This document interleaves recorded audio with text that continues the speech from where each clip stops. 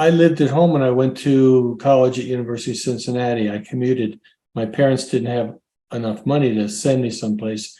So I lived at home. I drove to the University of Cincinnati.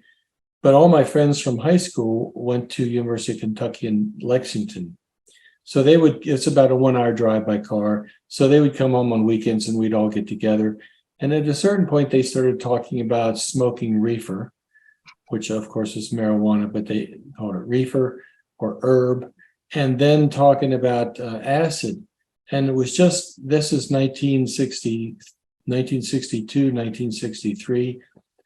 So it was just starting to appear on college campuses. So I was very concerned, and I said, you're going to become addicted to this stuff, because I didn't really know any better.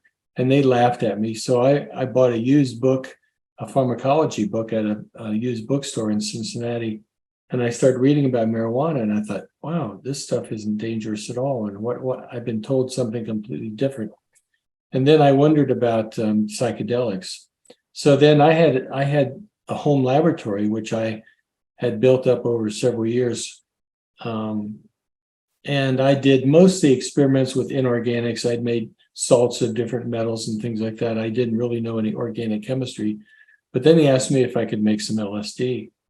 And I looked at the method and I thought, well, the starting material was expensive.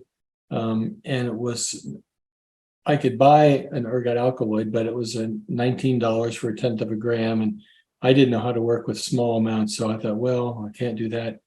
But then I found the mescaline, which is, of course, a classic psychedelic.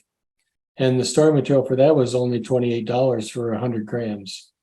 So I bought 100 grams and eventually ended up with about 7 grams of mescaline sulfate, which they wanted me to make it for them. So I put it up in capsules of 250 milligrams. So there were 28 capsules.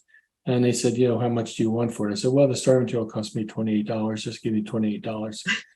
And so it was a good deal, obviously.